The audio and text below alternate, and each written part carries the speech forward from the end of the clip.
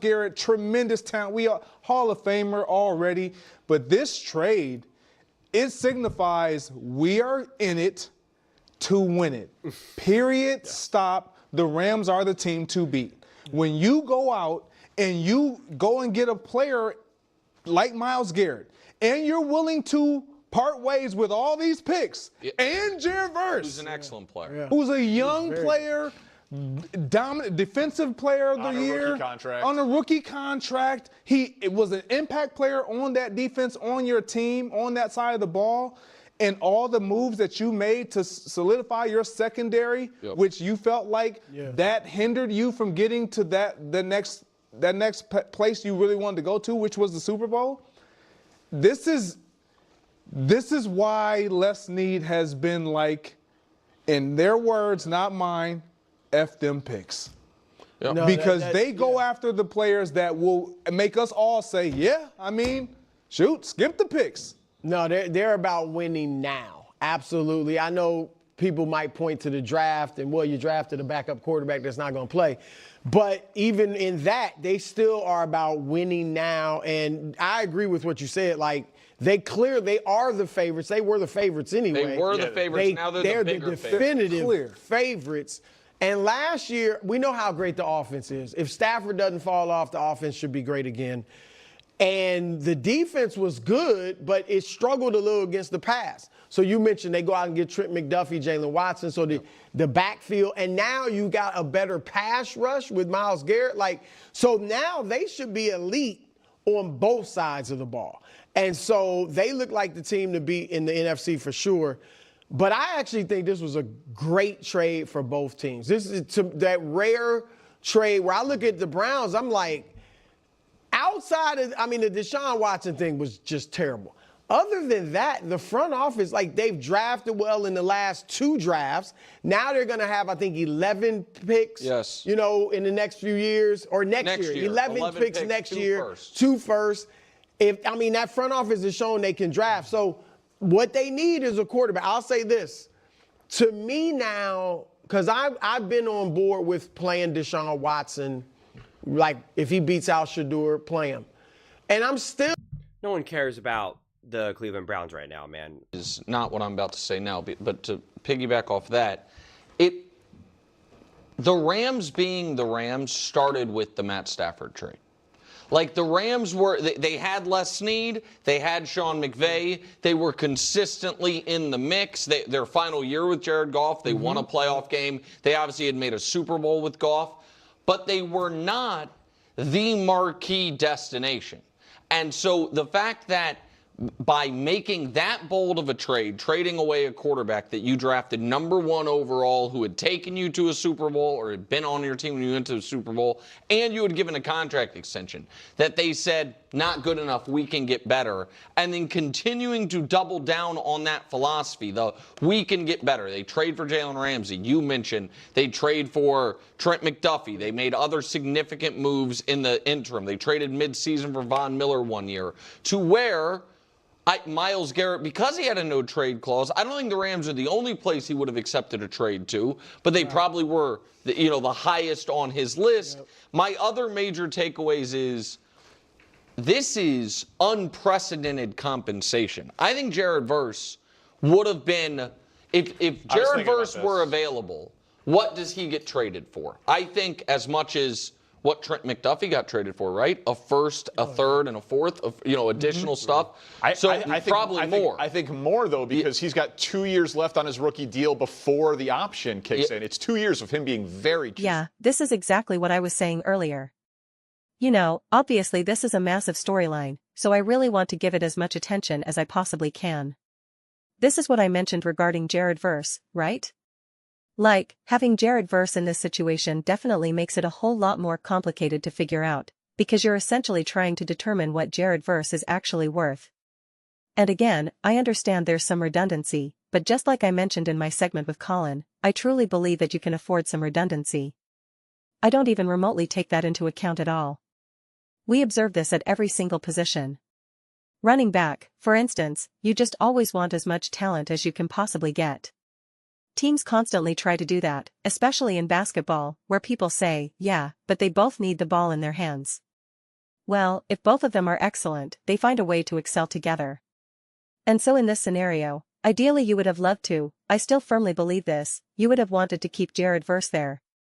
But now that you've moved on from Jared Verse and acquired Myles Garrett, you do get this immediate upgrade. Justin, let's first look at it as a straight one-for-one swap. Like, okay, we're exchanging Verse for Myles Garrett. Is that a net positive? Absolutely, without question. However, when you also factor in all the other elements like compensation, future contracts, negotiations, and so on, it becomes much messy. Because you now realize what you gave up. I understand how they're trying to frame it. Well, listen, Jared Verse is technically worth a first-round pick plus a second or third. Or let's just say, for the sake of argument, that Jared Verse at this stage of his career would have been worth 2 first-rounders. And Myles Garrett is worth 2 first-rounders, but also an extra second and a third or whatever. Let's keep it very simple like that. The issue with viewing it through that lens is that it assumes they actually had those picks to begin with. It's that Jared Verse himself represents that value, and you wouldn't trade Jared Verse. You wouldn't swap him for draft picks and then turn around and say, great, this is wonderful. Because that would reset your timeline. Like, yes, Verse could be worth those assets, but you're essentially shifting your competitive window, similar to what the Kansas City Chiefs did with their trade. They gave up talent that's ready to contribute immediately, but they essentially said, we have to restructure this entire roster right now and kind of rebuild going forward. That's not where the Rams are at this moment. So the compensation itself, again, it becomes a bit of a psychological game right here. Also, there's this whole notion that they say, oh, we don't need those picks. The Rams have had plenty of draft selections, just not necessarily first-rounders. And they've still managed to draft incredible players later in the draft, right? That's exactly where they've uncovered all the talent they've found. So the way the Rams are approaching this is truly fascinating, and it simply keeps signaling one thing, just go all in, man. Just keep taking big swings, over and over. Because if Jared Verse ends up becoming a truly elite player and turns into the future of a franchise, he will have a longer career from this point forward than Myles Garrett, right? But we all know that Myles Garrett is better than Jared Verse right now. And so even if you couldn't find a way to keep both of them, you're still a stronger team with Myles Garrett. And right now, the distant future doesn't really matter. You're really just looking at this immediate 2-year window or so. You're focusing on the present with Matthew Stafford. And if Ty Simpson does eventually turn into an elite, great quarterback, then you can still keep rolling from there without missing a beat. So no matter which way you analyze it, all these moves make sense to me.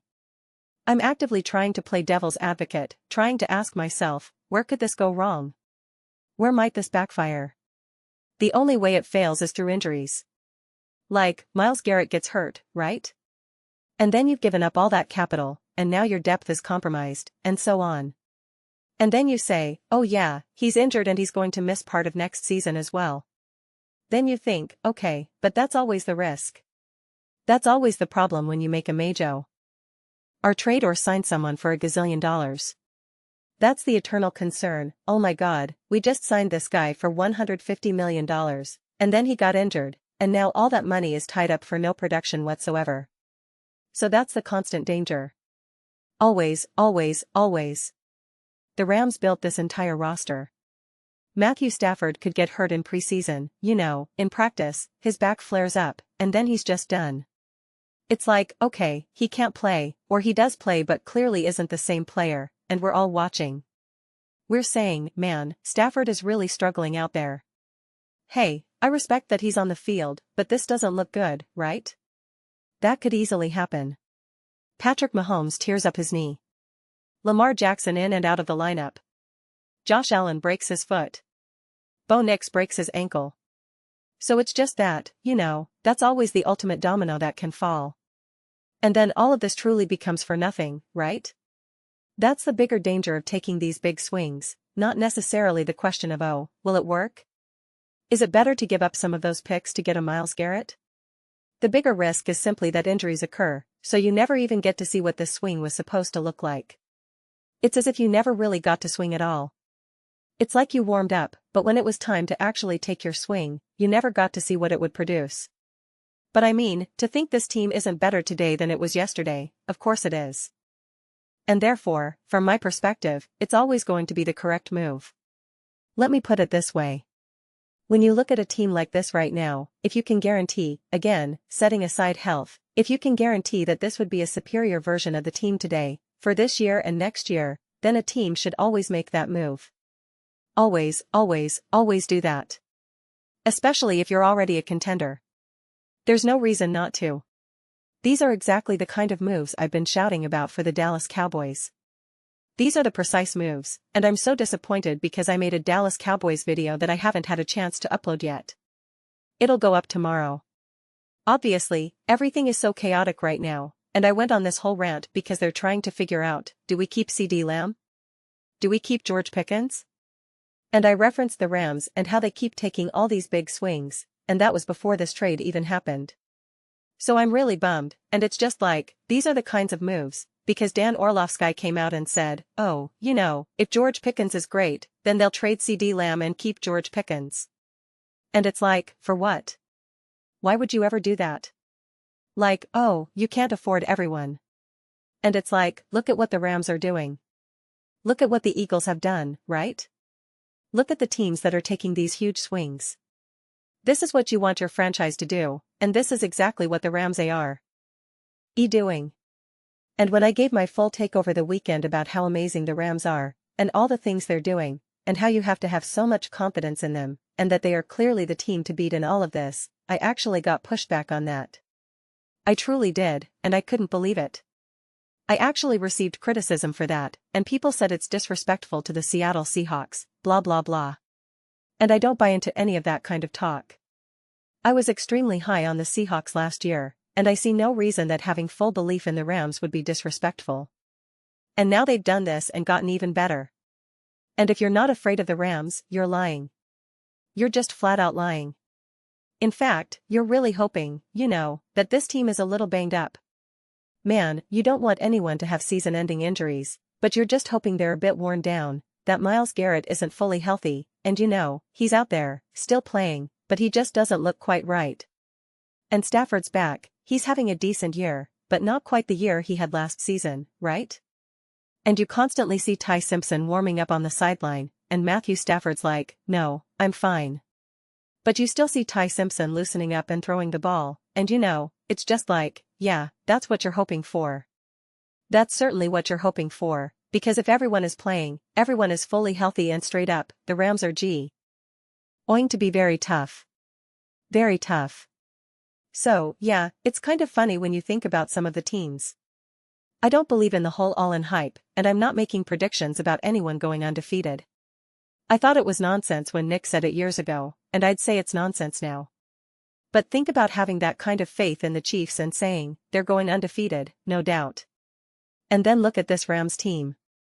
If you thought the Chicago Bears in 2024 with Caleb Williams were going to have the MVP and reach the Super Bowl. If you thought Baker Mayfield and the Tampa Bay Buccaneers last year were going to the Super Bowl, or in 2020, was it 2024 or 2023, Nick had the Dallas Cowboys going to the Super Bowl and Dak Prescott being an MVP candidate. If you believed all those things, people literally picked the Tampa Bay Buccaneers to go to the Super Bowl last year. If you thought those things, then what do you make of this Los Angeles Rams team? Okay, if you thought the 2023 Kansas City Chiefs were going undefeated, what do you make of this Rams team? If you thought the Philadelphia Eagles were stacked in 2024, what do you make of this team? If you thought the Seattle Seahawks were loaded in 2025, what do you make of this team? What's your take on it? Let me know your thoughts in the comments below. I read every single comment. So whether you agree with me or disagree, either way, let's start some discussions, maybe some arguments, but ultimately let's just have me fun. Please do consider subscribing. We're building an amazing community here, and I'd absolutely love to see you be part of it. I want to create something that we all genuinely feel connected to. Something we're really excited to be a part of.